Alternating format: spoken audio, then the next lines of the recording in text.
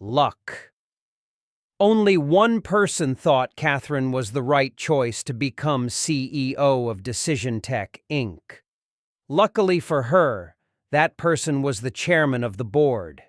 And so, less than a month after the previous chief executive had been removed, Catherine Peterson took the reins of a company that just 2 years earlier had been one of the most talked about, well-funded, and promising startup companies in the recent history of the Silicon Valley.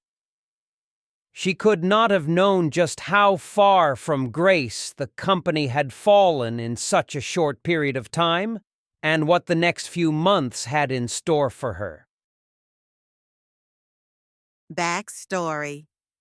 Decision Tech was located in Half Moon Bay, a foggy coastal farming town just over the hills from the San Francisco Bay.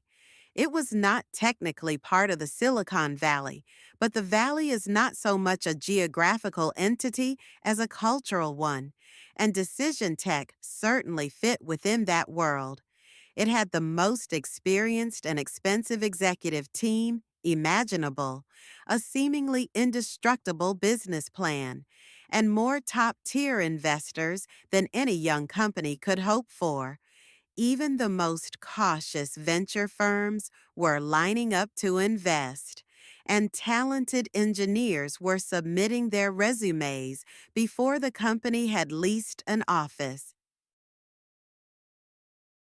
But that was almost 2 years earlier, which is a lifetime for a technology startup.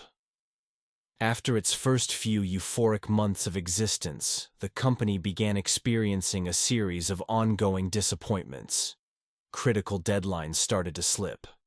A few key employees below the executive level unexpectedly left the company. Morale deteriorated gradually. All of this in spite of the considerable advantages that Decision Tech had amassed for itself. On the 2-year anniversary of the firm's founding, the board unanimously agreed to ask Jeff Shanley, the company's 37-year-old CEO and co-founder, to step down.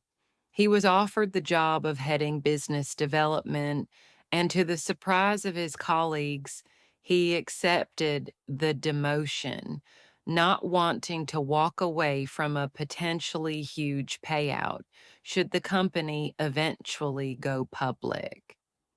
And even in the difficult economic climate of the valley, the company had every reason to go public. None of Decision Tech's 150 employees were shocked by Jeff's removal. While most of them seemed to like him well enough personally, they couldn't deny that under his leadership, the atmosphere within the company had become increasingly troubling. Backstabbing among the executives had become an art. There was no sense of unity or camaraderie on the team, which translated into a muted level of commitment. Everything seemed to take too long to get done, and even then it never felt right. Some boards might have been more patient with a stumbling executive team. Decision Tech's was not. There was just too much at stake and too high a profile to watch the company waste away because of politics. Decision Tech had already developed a reputation within the valley for being one of the most political and unpleasant places to work. And the board couldn't tolerate that kind of press, especially when the future had looked so promising just a couple of years earlier. Someone had to be accountable for the mess, and Jeff was the man at the top. Everyone seemed relieved when the board announced the decision to remove him, until 3 weeks later when Catherine was hired.